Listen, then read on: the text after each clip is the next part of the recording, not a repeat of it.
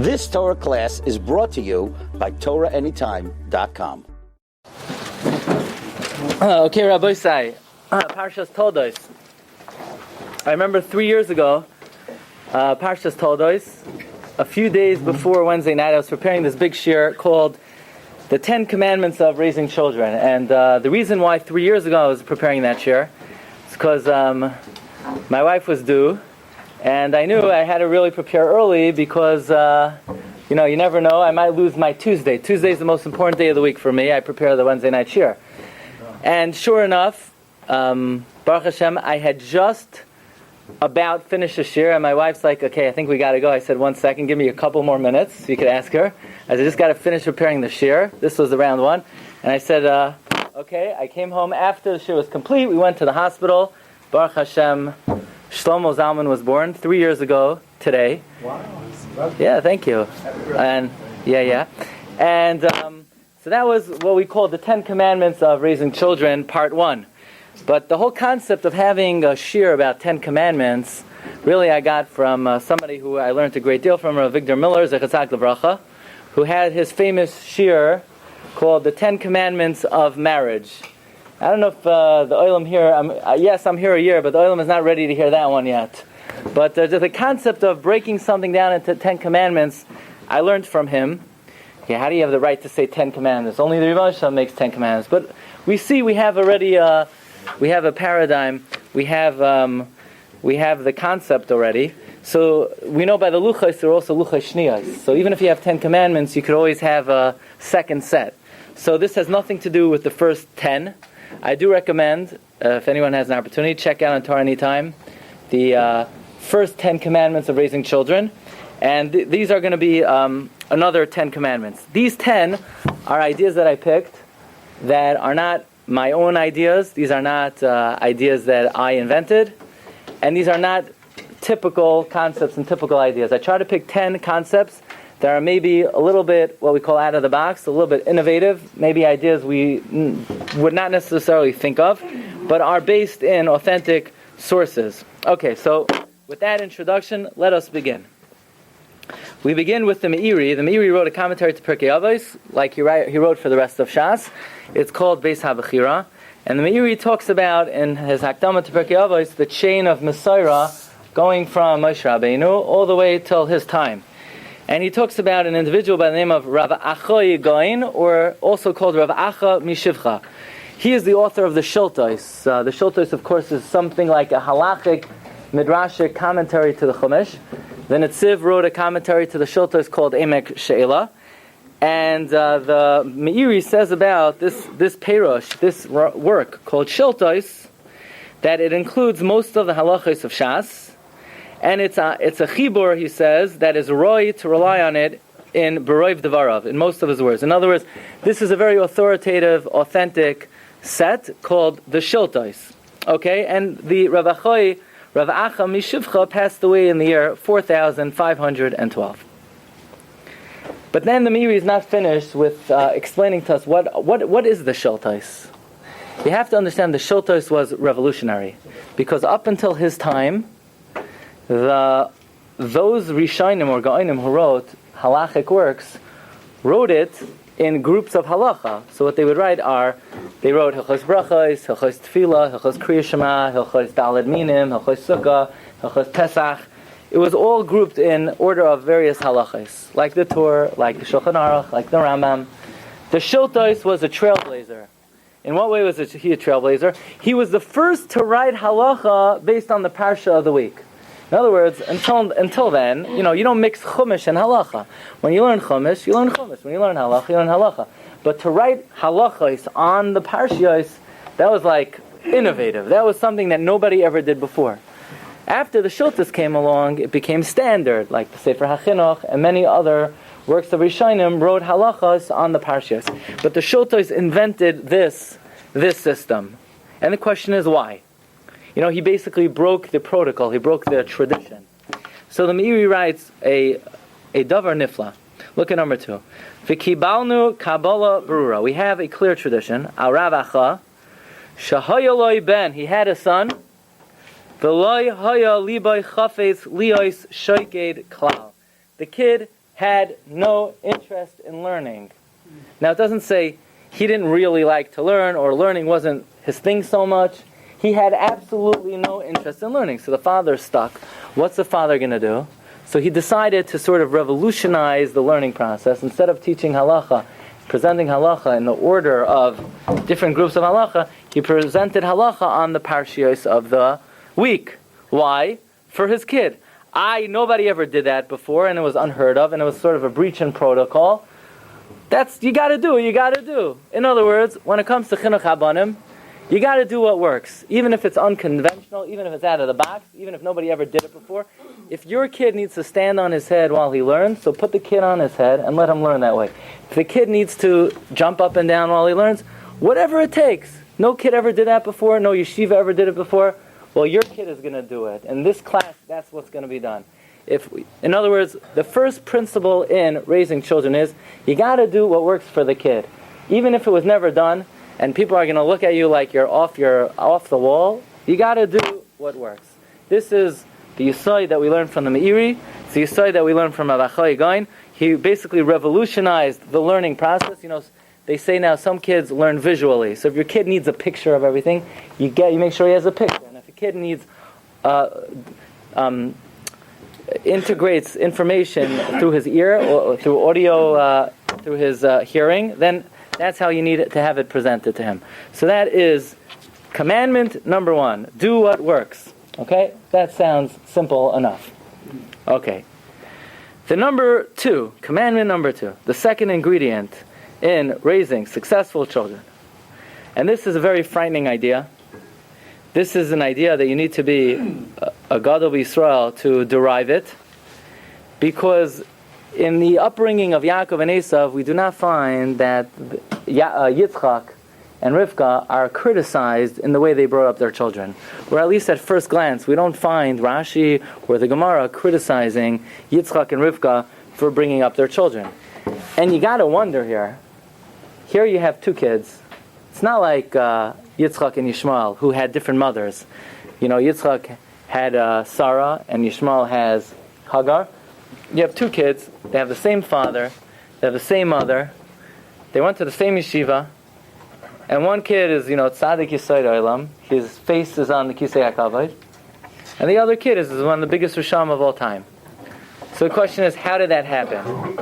So most of us would say, this is a classic case of not nurture, but nature, right? There's always the age-old question, is it nature or nurture?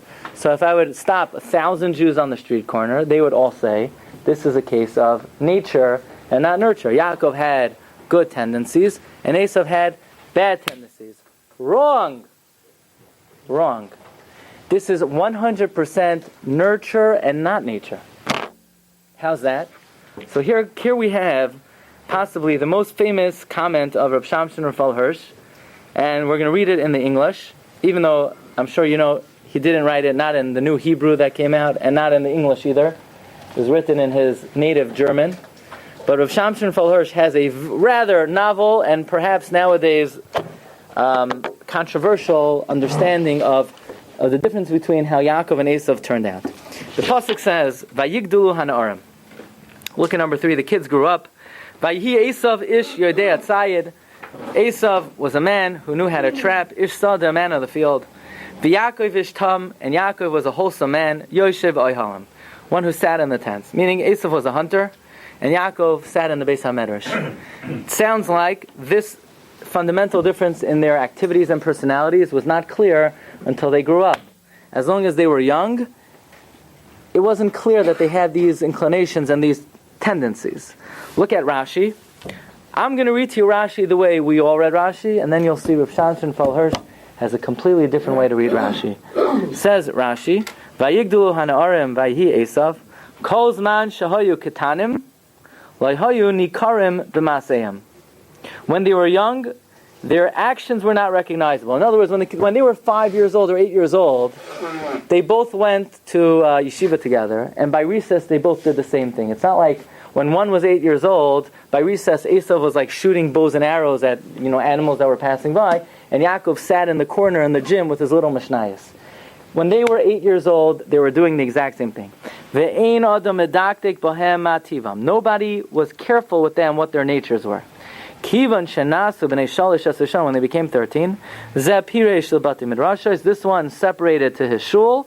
In other words, Yaakov Avinu went to the Beis HaMedrash. V'zeh pireish savos kachavim, and Esav went to serve idols.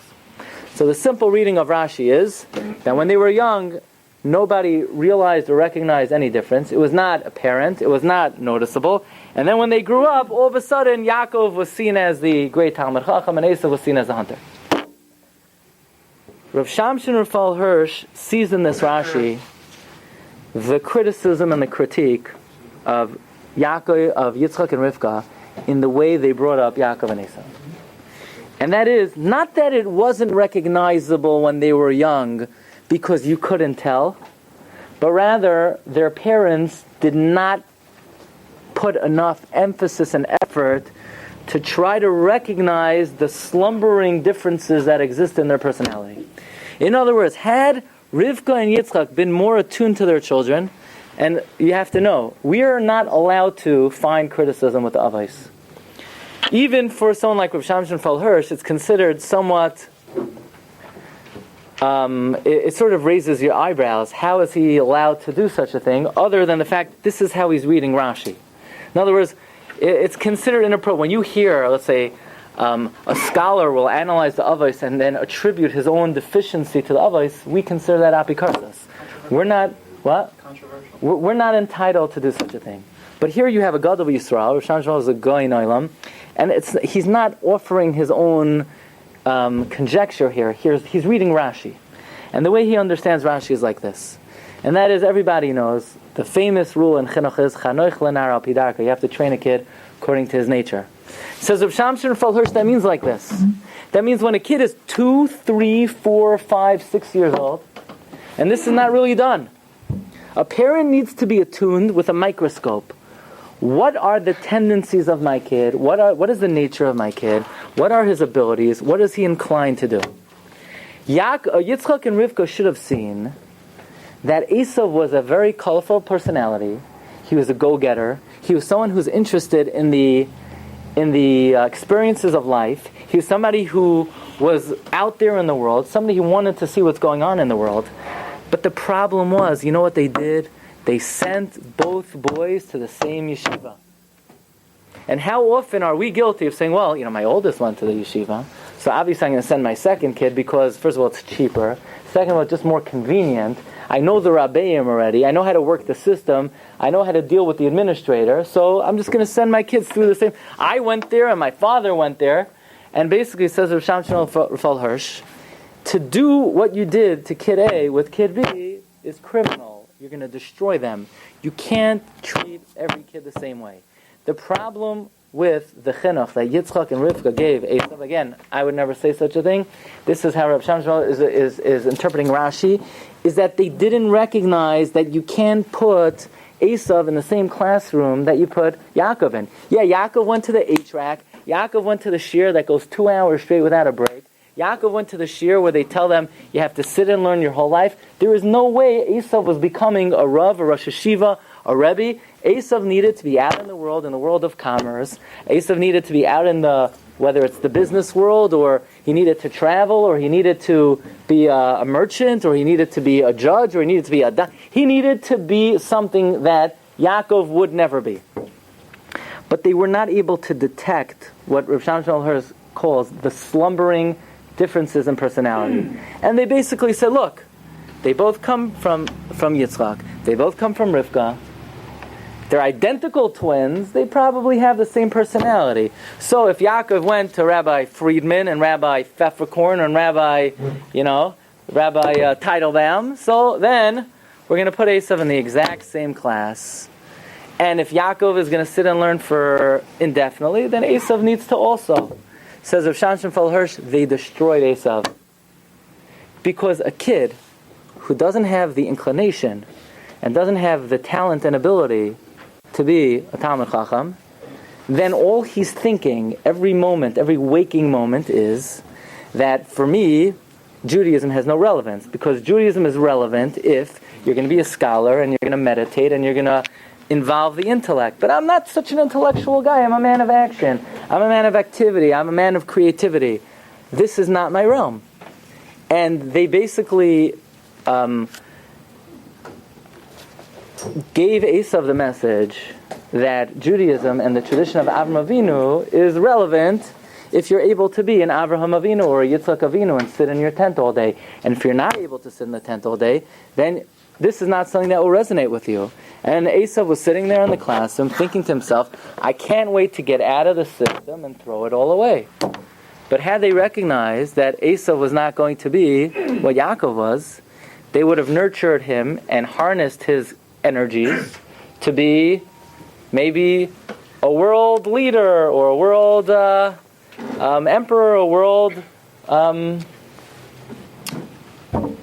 you need soldiers. No, the Rav Shimon Hirsch says that Yaakov's vision of Klal Yisrael was not to have 12 people named Levi sitting around his deathbed when he said Shema. 12 people who sat all day in the Beis HaMedrash. Yaakov Avinu's vision was there's going to be Yehuda, who's going to be a king and a minister, and there's going to be a Zevulun, who's going to be a sea merchant, and there's going to be an Asher, who's going to be a baker, and there's going to be Reuven and Shimon, who are going to be scholars, and there's going to be various tribes. There's going to be Dan, who's going to be a warrior, and Gad, who's going to be a soldier. And that was Yaakov's vision. In other words, says Rav Shamshon Hirsch, Judaism is very easy. There's one goal. The goal is to sanctify the name of Hashem. But there are many ways to get there. And says Rav Shamshon Hirsch, somebody who spends their time working out in the world in an honest way, in a courteous way, and sanctifies the name of Hashem is no less than somebody who spends their time all day in the Beis HaMedrash studying Torah. They are all loyal soldiers in the collective nation of Klal Yisrael. And what area should a person try to sanctify Hashem's name? In the area that he has inclination, in the area that he has ability. And Esav did not have any inclination to spend all day in the Beis HaMedrash, nor did he have that ability, says Rav Shamshon Hirsch. Now, yes, this is not the approach of today's yeshiva system, and there might be reasons for that, and I'm not here to challenge the current system. I'll leave that for people much greater than myself. But the concept is that you can't make a kid what they're not, and if you try to do that, you're going to destroy them. And Yaakov and what Yitzchak and Rivka did to Esav, and again, it obviously was in a very subtle way, and we have to say to ourselves, if they didn't detect Esav's slumbering proclivities and inclinations, then if we were there, we certainly would not have. But on some minute level, according to Rav Shamshon Hirsch, they're held accountable for what we call wholesale chinuch. Yeah, send them all through the same track. Send them all to the same camp. They should all have the same teachers. No. Why should they all have the same teachers? Send them to different schools. Send them to different camps if that's what they need. If it's working, there's nothing wrong if they go to the same yeshiva. There's nothing wrong if they have the same rabbeim, as long as that's what's good for the individual child. And that is rule number 2. Rule number 2 is a parent really has to be very observant and watch very carefully and be very attuned to an individual child's personality, inclination, proclivity, ability, talent, and try to harness and channel the particular needs of the child in a direction that they could be successful in life. And it might not be a direction that you would want for yourself or you would want for them, but it doesn't matter really, and we'll see about that. It's what's good for the child. Like Sarah, she noticed, she smelled something. Okay, well, Sarah threw Yishmael out of the house. But she noticed something very subtle. Yeah. Okay, so that's rule number 2. Clearly, Rivka knew even before they were born that they're two separate nations. Yeah. So, You got a warning, in other words. there are many perushim they had, yes, Chazal are saying that they had inborn inclinations from the time that they were young, but the pasuk says that it wasn't recognizable until they turned 13 years old. In other words, even though in utero already there were some tendencies that each one displayed, but to the human eye that was not recognizable until they turned 13 years old. Okay, so that's rule number 2. That is the rule of Reb Shamshon Fal Hirsch. Now, he does say that yes, a legitimate path of service of Hashem is to be a Zavulan, to serve Hashem as a merchant. And a legitimate path of Avodas Hashem is to be an Asher, and to be a Dan, and to be a Yosef. And their various trades, and their various professions, and they're all Kulam Ahulim, Kulam Barurim. However, we must say that whatever trade you are, whether you're a doctor or a lawyer, an accountant or a plumber or an electrician, learning Torah has to be a significant part of every Jew's day. No question.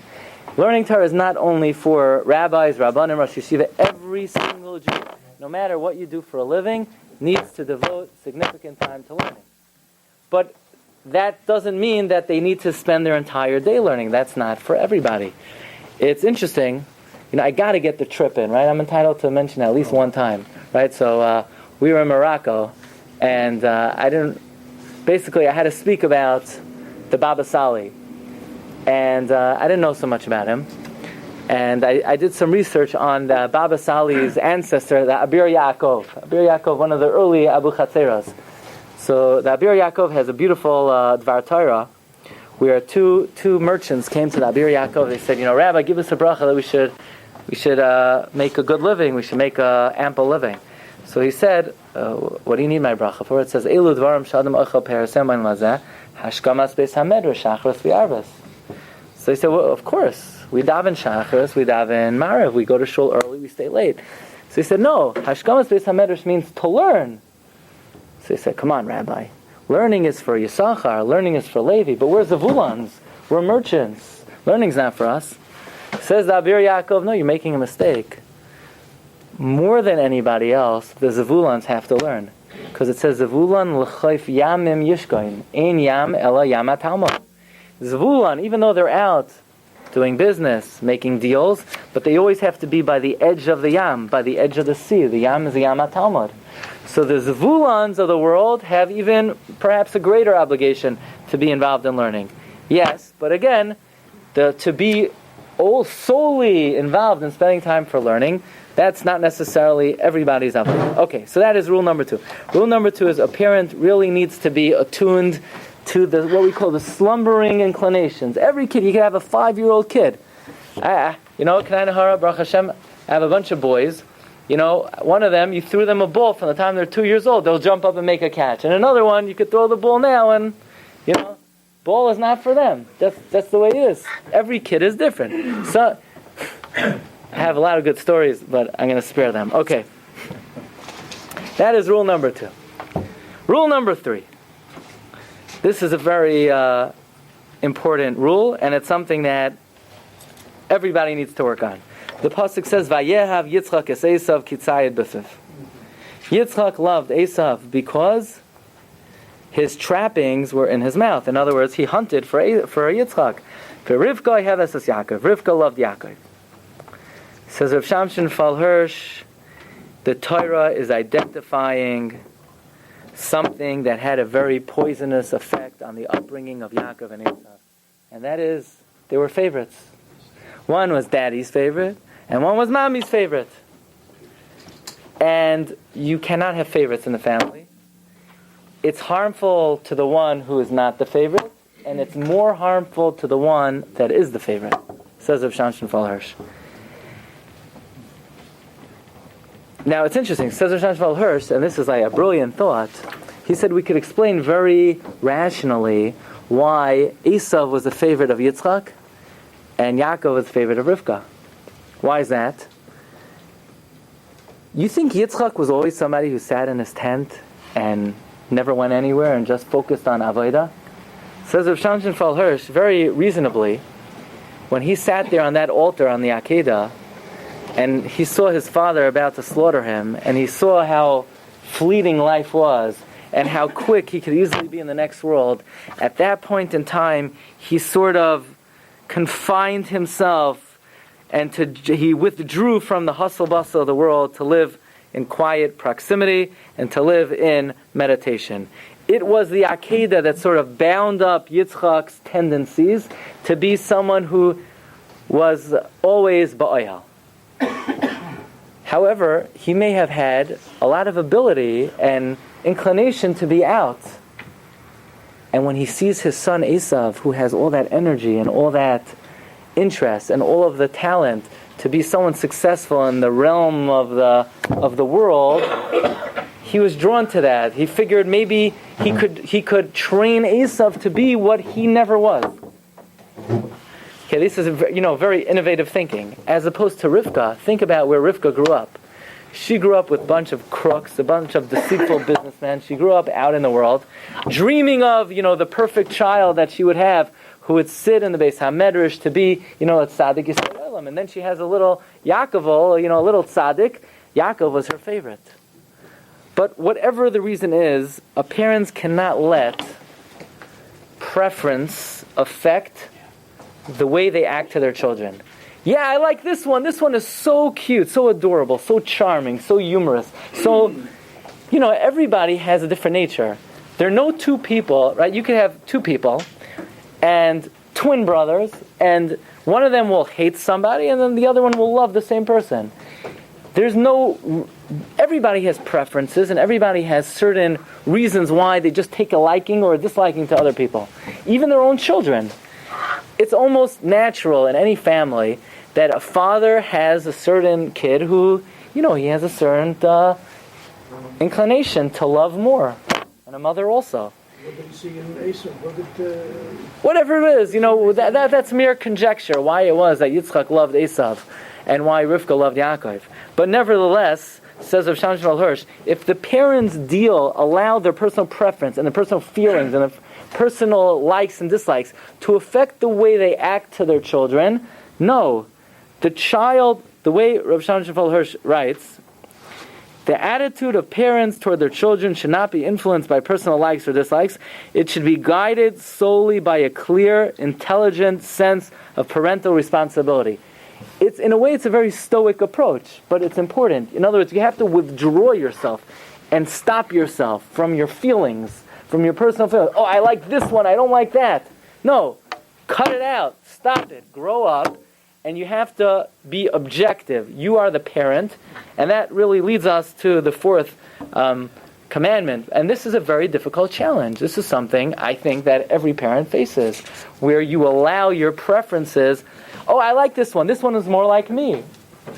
Right? Every parent has, children have a little bit of their father, a little bit of their mother, and sometimes you see, oh, this one's going to be like me. And you have to stop yourself. No, it's not about you. It's not about what you like or what you dislike. It's about doing what's good for the child. And you have to sort of stop yourself from personal feelings. That is rule number 3. And this brings us to commandment number 4. So you take your kid to shul, and your kid's not behaving the way you would like, right? I know it never happened. But let's say, imagine, theoretically, if that happened. So what's your gut reaction? What's your first reaction? Oh, people are going to think that I'm not a good parent. Or people are going to think I don't know how to control my kids. Usually your first reaction is what people are going to say about you. But that's really wrong. Because what does it have to do with you? It's not about you. It's about what the right thing to do is, what's the right thing to do for your child. Can the child sit? If the child can't sit, then send him home. Tell him, he could go home now. Don't make him sit.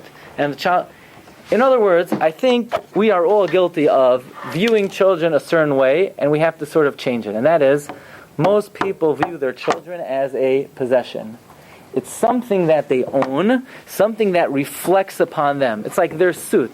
You don't want to wear an ugly suit because people are going to think you have bad taste and you're a bad dresser. So the same way people drive a certain car or wear a certain suit or look a certain way because of the way they feel it reflects upon them, most people treat their children as their possessions. Right? You want your house to look a certain way because it reflects upon you. So you want your children to act a certain way because it reflects upon you. After all, they're mine. No, forget that. That's not the thoughts that you should have. That's not the attitude you should have. The attitude you should have is, they're my responsibility to care for in the way which is best for them. But we are all guilty of viewing children as a kinyan, as a possession. Rosh Hashanah Hirsch has really an awesome idea. We have Cain and Hevel, first two kids in history, And Cain becomes a murderer, and Hevel becomes a great Oved of Hashem. And we don't find any information given in the Chumash about why Cain acted in such a terrible way, in such a vicious way. Like, what did Adam and Chava do? How did they spoil him? Says Reb Shamshin Rafal Hirsch, it was in the name they gave Cain. What's Cain's name? What did Chava say? V'ha Adam yada, look at number 10. Es Chava ishtai. Vatar, she conceived Vatelet as Cain. Vatoimer, Kanisi ish es Hashem. I acquired a kid. I own a kid. And when you view a child as something you own and something that, I better dress my kids well because I want people to think that I dress my kids well. Why do we always think about what other people are going to say about our kids? Because we view children as things that we own. And when you view children as things that you own, then they start to view themselves as entitled. As people who, if they see other people have things that they don't have, they look at that with envy. They look at that selfishly. That if somebody has something that they don't have, it's like they took it away from them. Instead, says Reb Shamshin Rafal Hirsch, let's read, instead of considering him as a supreme blessing that should make her aware of the awesome responsibilities of motherhood, she sees him only as a symbol of her personal prowess. In other words, children are not something we own, something we have, something that reflect upon us. A child is a matana from Shamayim. It's a job that God gave you, a job to do what is best for this soul. Finished. Nothing to do with, you don't own the kid. He's not yours. He's not a Kenyan. That's where Cain was spoiled. When her mother said, you know who you are? You're my Kenyan. I own you. I own you. Says Reb Shamshin Rafal Hirsch, when the child feels that all they are is somebody who sort of fits the parents' concept of something that could represent them, then the child begins to feel entitled, and you can have a Cain who murders his own brother. That is what we call commandment number 4. To understand and to appreciate and to view the fact that a child is a responsibility and not a Kenyan. Okay. Let us move on to commandment number 5. This is very important. This is critical. A no is a no, and a yes is a yes. Meaning, you come home, and you're tired, and you're starving, and you're cranky. And the kid says, could I? And you're really not in the mood of saying yes, but for no good reason. You got to be very careful. Because if you say no, because you're in a bad mood, then the kid starts to learn that no is whimsical. No is dependent on your feeling. So then next week when you say to the kid, I don't want to ever see you touch a cigarette, he says, he doesn't really mean it. Maybe he's just in a bad mood. Or maybe, he just doesn't like me. You better be very careful when you say no. Never say no because you're in a bad mood. And says Reb Shamshin Rafal Hirsch, think carefully before you issue a prohibition to your child. You have to realize, if you're going to say no to something that doesn't really have a good reason for you to say no, I just don't want him to do it, then you've lowered what no means in his eyes. Because if he says, why in the world is my father not letting me do this? So the next time you tell him, I don't want you ever to do B, the kid said, well, he doesn't want me to do A, and A makes absolutely no sense, so B also, it's not so severe in his eyes. But when the kid says, I want to do A, it's okay, nothing wrong with A. Then when you say don't do B, the kid knows that a no is a no. And then, very important, so you tell the kid, don't do this. No, please, and he starts whining and fetching and pulling on your arm and pulling on your leg and throwing a temper tantrum. Don't ever, ever, ever, ever give in. Once you decide a no is a no, if you give in and you say yes, he'll never listen to you again. Because next time you tell him, I don't want to ever see you touching a cigarette, he knows you don't really mean it, because if he just asks enough, or he begs you enough, or he bothers you enough, then he'll get you to say yes. So basically, you have to understand, and you have to make him understand, that when you tell him no, that means it doesn't matter what. You could stand on your head, you could lock yourself in the room, and you're not going to eat a meal for 3 days. I'm never going to let you do this. But you have to watch out. Because it says of Shamsh, before you say no, if there's no good reason to say no, you make sure you always say yes. Make very strong guidelines what a no is and what a yes is. And if you decide something is yes, you're not going to change. And if you decide something is no, you're also not going to change. This way, when you offer that admonition, the kid will understand that you mean business. Okay? So that is rule number 5.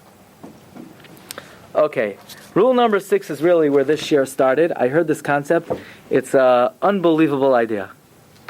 It's a really new age idea. And this is an idea that is brought out by the Mekober of Gamliel Rabinovich. It's the Mamish Mavel Arayan. So let's go to the Akedah. Look at number 13. Vayomer Yitzchak el Avram Aviv. Yitzchak turns to Avram and he says, Vayomer Avi, Tata, what's going on? Vayomer, Avram says, Hineni bini, behold, here I am. Vayomer. Yitzchak says, Hine ha'esh va'etzim, I see the fire, I see the wood. Va'aye yaseh la'oila, where is the lamb? Where is the sheep? There's one word in this pasuk that will change your life forever. Yitzchak says to his father, Tati, what does Abraham say back? Hineni, behold, here I am. Does anybody know what the word Hineni means? What does Hineni mean?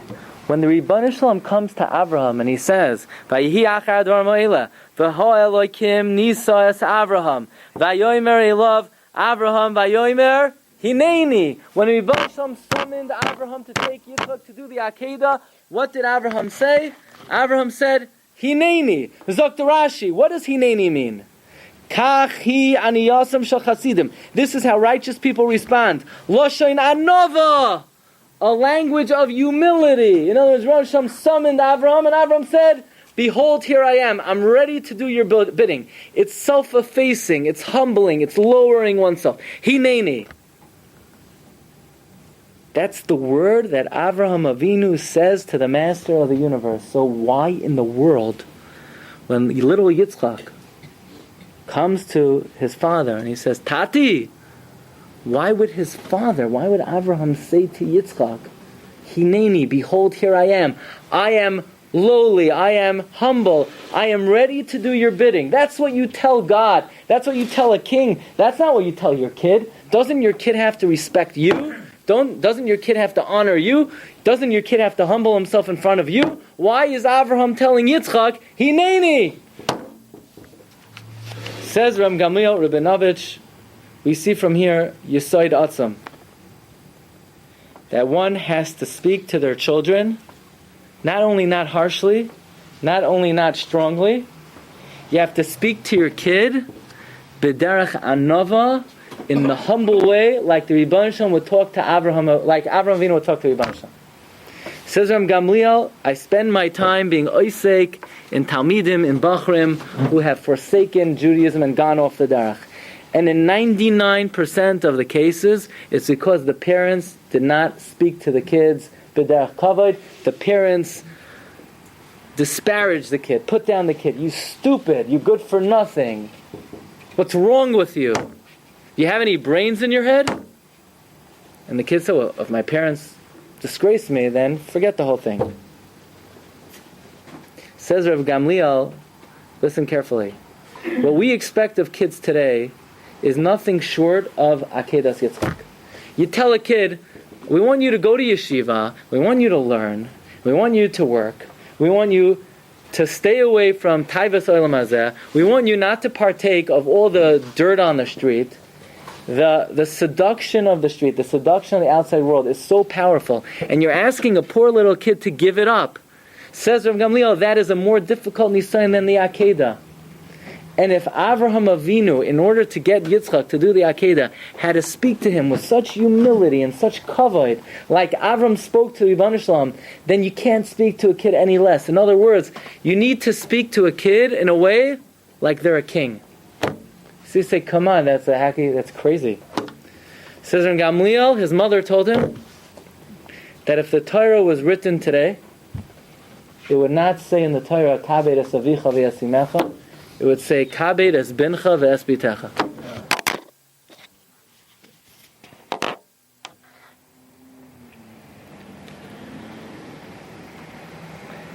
So it's a chidush noira v'ayam.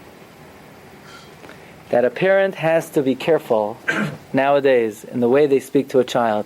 It should be b'derech kavod, b'derech anava. Doesn't mean you don't tell them what to do, but it's something that we all have to work on. You know, pull it down a tone, take off the edge, take off any anger, make it.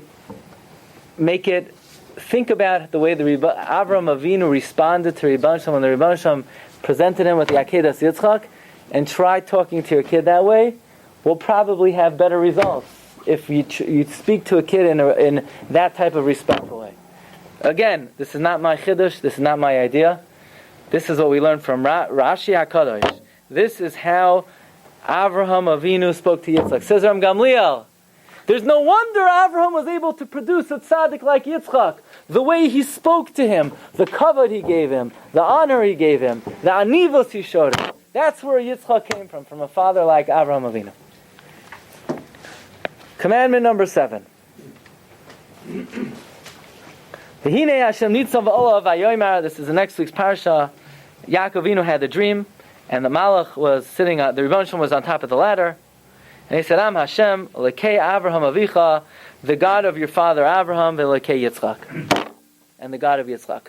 Frek the Chida, wait a second. Who's Hashem talking to? He's talking to Yaakov. And he's saying, I'm the God of Avraham, your father. Avraham wasn't his father. Avraham was his grandfather. And I'm the God of Yitzchak. Yitzchak was the father. It should say, Ani Hashem Lekei Avraham, Velekei Avicha Yitzchak. Why is Avicha by the grandfather and not by the father?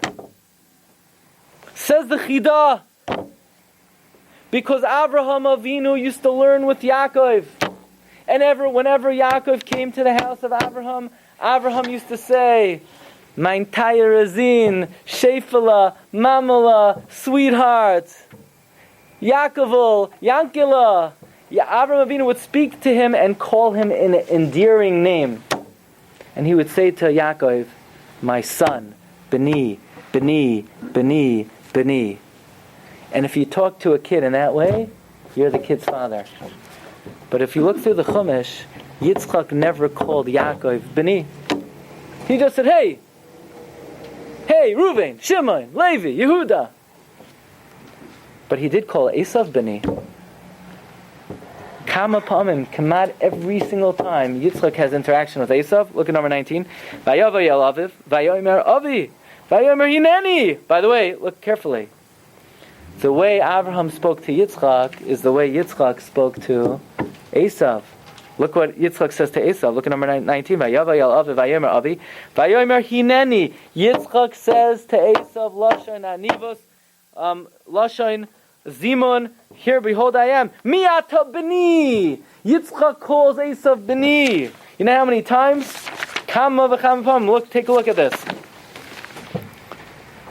He says, look at number Chaf. Vayomer Yitzchak el b'nai. Ma'azam yadam say b'ni. Vayomer Yitzchak ya g'sham mishcha b'ni. Ha'atazeh b'ni. Vayomer atazeh b'ni. Every single pasuk, Yitzchak refers to Esav as b'ni. He doesn't refer to Yaakov that way. If you just call your kid by their name, you are not their father. God gave you the kid, and you've abdicated your job as father.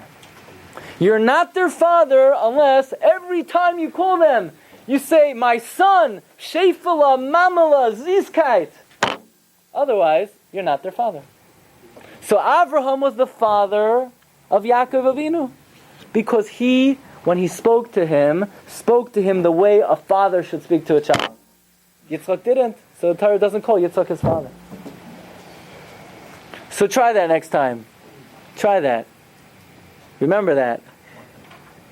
When you speak to your kid, it's dripping with Ahava every single time. Not sometimes, not a couple times.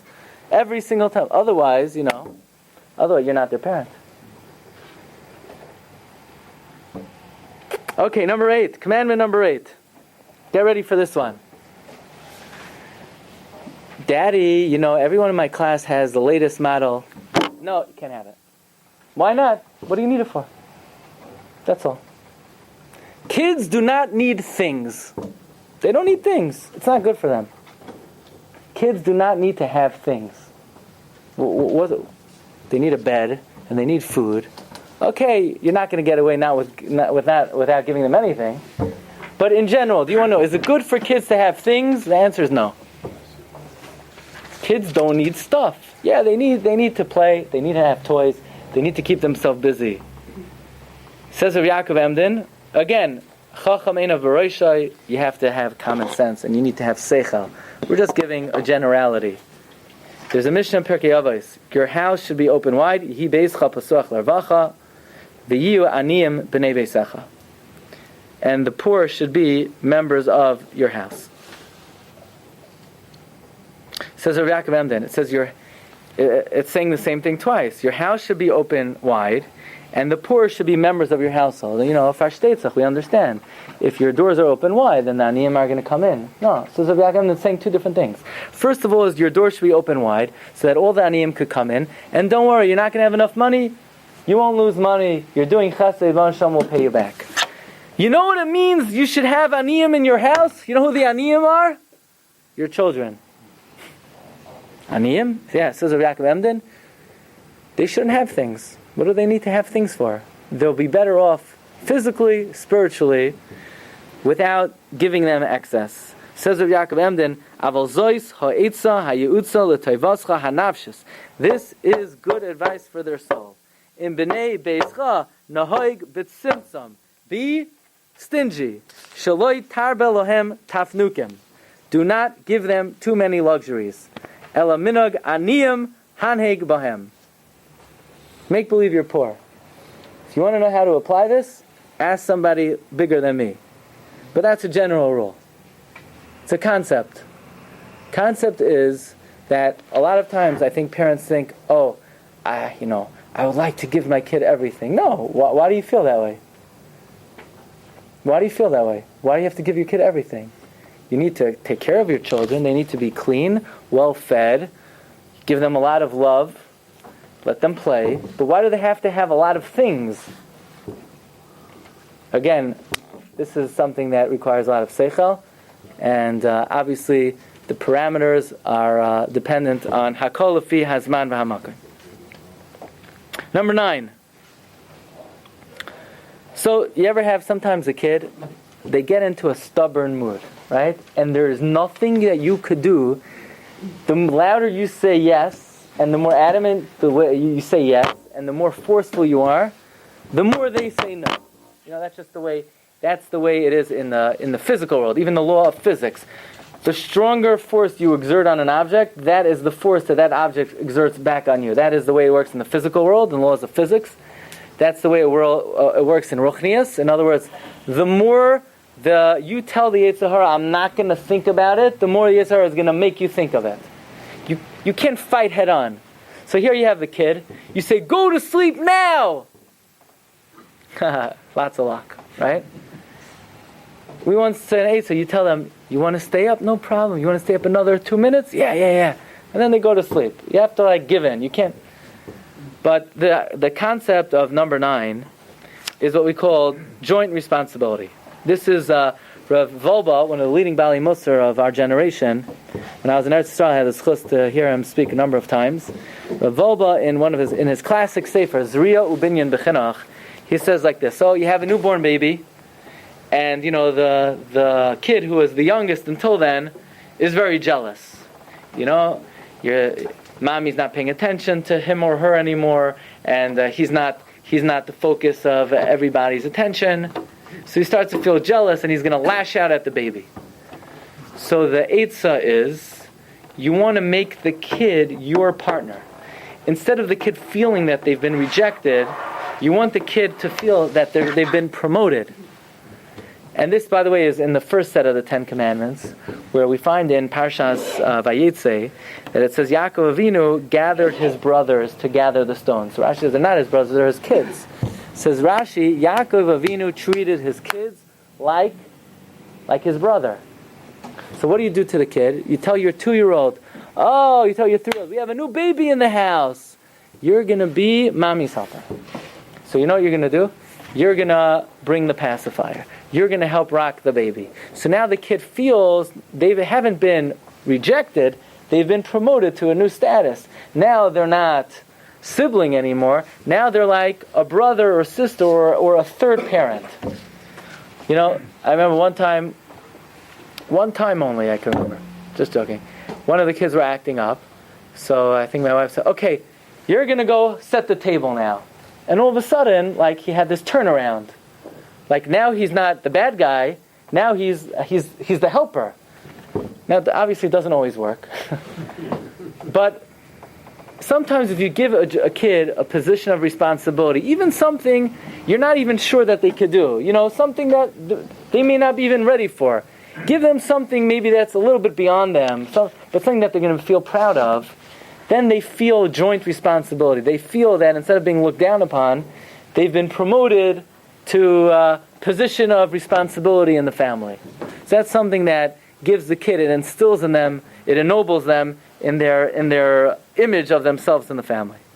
Okay, Moreover, Rabbi say, the 10th of the 10th commandment, is possibly, and in all likelihood, the most important of all of them, Rosh V'Rishayna, and that is, a parent has to daven constantly, incessantly, every day, every hour, non-stop, that he should have the wisdom and he should have the siyata d'shmaya to bring up his children properly. Why do you have to do that? Where do we learn this from? This is a tremendous yesod.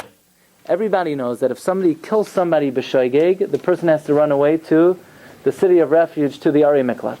And how long do they have to stay there? Until the Kohen Gadol dies. So the question is, like, what did the Kohen Gadol do wrong that they have to stay there until he dies? So it's like they're going to all daven that he should die. Somehow it's the Kohen Gadol's fault that somebody killed b'shoigeg. So the Gemara says that a Kohen Gadol, it is a Kohen Gadol's fault. Because the Kohen Gadol should have davened that this didn't happen. He should have davened that somebody doesn't kill b'shoigeg? Yeah. Because if you're a leader, and you're responsible for others, you need to daven for everybody who is under your wing. Meaning, could ask, does the Torah say that a Kohen Gadol is required to daven for every Jew? It doesn't say that in the Chumash. Do we find in the Avodah of Musaf on Rosh Hashanah Yom Kippur that the Kohen Gadol goes into Kodesh HaKadoshim and he davens that nobody should make any mistakes? We don't find that. But it's sort of implicit. If you're a leader, you need to daven for everyone you're responsible for. You need to daven that they should have money, they should have parnasa, they should be healthy, they should have nachas. The job of the Kohen Gadol is to daven for every single Jew. And if a Jew kills b'shoigeg, it's the Kohen Gadol's fault. Says Reb Vobo, we see from here, if you're a Rebbe in a classroom, it is your absolute achrayus to daven that every kid in the class be successful in their studies, be healthy. If you're a Rav in a shul, it is your absolute obligation to daven for every member of the shul that they should be successful, they should be happy, they should have money, they should have nachas on their children. And al achas kama v'kama, if you're a parent or a grandparent, it is your absolute responsibility and chiyuv and achrayus to daven incessantly for the success of your children. That is your main tafkid, that's your main job. When? All day long. When you're driving in your car and you're walking down the street and you're dropping them off, that's your achrayus. How should you say it? You should make up your own nusach. Here on the sheet we have a nusach that the Chazon Ish wrote for parents to say, but it's not something that needs to be legislated. It's something that is dependent on the nusach of every particular parent, that it's our obligation and our chiyuv, our responsibility, in order to ensure the welfare of our children, that we daven that the Rebbeinu Shalom should give us the siyata d'shmaya to do our job right. So let's wrap it up. Let's review the 10 Commandments. Number 1, you do whatever it takes. You could be unconventional, out of the box, whatever is needed for that particular child. Number 2, you have to be attuned, you have to be aware of the inclinations, proclivities of every child, even if it seems slumbering, even if it seems minute, you have to be aware of it and try to harness it and try to try to bring it along. We mentioned you can't have favoritism. You can't allow emotion, feeling, preference to affect the way you act toward a child. Number 4, you have to understand a child is not something that you own, something that belongs to you. It's a responsibility that's been given to you. Number 5. Who remembers number 5? A no is a no and a yes is a yes. You have to make sure that when you say yes, you mean it. The kid understands that. When you say no, it is absolute. Number 6, maybe most important. Hineni, behold, here I am. Anivus, humility, derech kavod. Number 7, when you talk to your child, it has to be bechiba uvi'ava yisera, beni, beni, beni.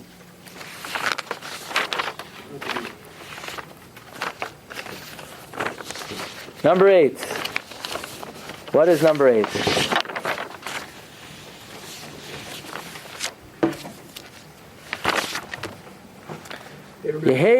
What? They don't have to have everything. They don't have to have it. You said it.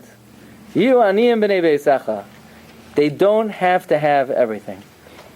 Number 9, to give them a feeling of joint responsibility and position in the family, position of achrayus. And finally, that one should always put in effort to daven on behalf of their children. And we hope the Siyad Hashanah will be mekabel all of our tefillos. We shall all have tremendous nachas from all of our children. Have a great evening. You've just experienced another Torah class brought to you by TorahAnytime.com.